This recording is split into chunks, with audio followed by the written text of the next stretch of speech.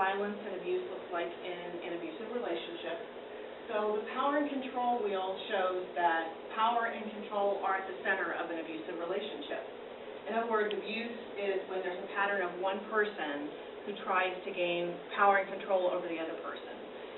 What that looks like, the behaviors you'll see anger, emotional abuse. They might use social status to try to gain some control over the partner. Intimidation, making violent threats. They might minimize or create deny and blame, that nothing's happening, they're not trying to create any problems in the relationship, it's all the victim's fault. They might make other threats. Sexual coercion or sexual abuse in the relationship can happen as well. You also might see them trying to isolate the victim from family or friends, to pull them away from people who have been their support system in the past, so that they're alone and isolated with just the perpetrator. You might also see peer pressure in this relationship to get them to do things that they don't want to do. Sometimes the perpetrator might create an issue where they might try to force them to try to abuse drugs or alcohol, or maybe commit crimes that otherwise that person would not do. So overall, you're looking at, in the power and control wheel, there's physical violence and sexual violence and emotional as well.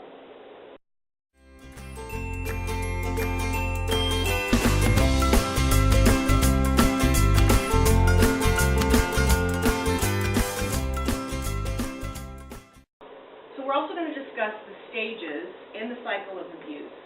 So the first stage is the green stage, or the honeymoon stage, where everything is great, where, that person believes, the victim believes everything is fabulous.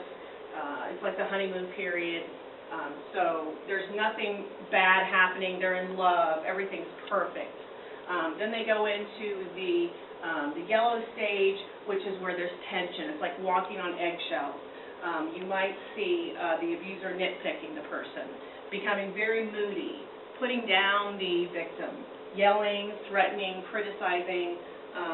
They might isolate the victim, destroying property, as well as withdrawing affection. You might also see blaming and embarrassing the victim, constant arguments. So this is a build-up to the violence. And then the last stage is the abusive stage, the red stage. You could have sexual abuse, psychological abuse. They might use weapons. You might see hitting, choking, humiliation. In this stage, there could be beating, verbal abuse. The victim might also be raped. And then again, they'll go back to, after this, the honeymoon stage. And after a while, the honeymoon stage becomes shorter and shorter, and the tension and abuse stage gets closer and closer together.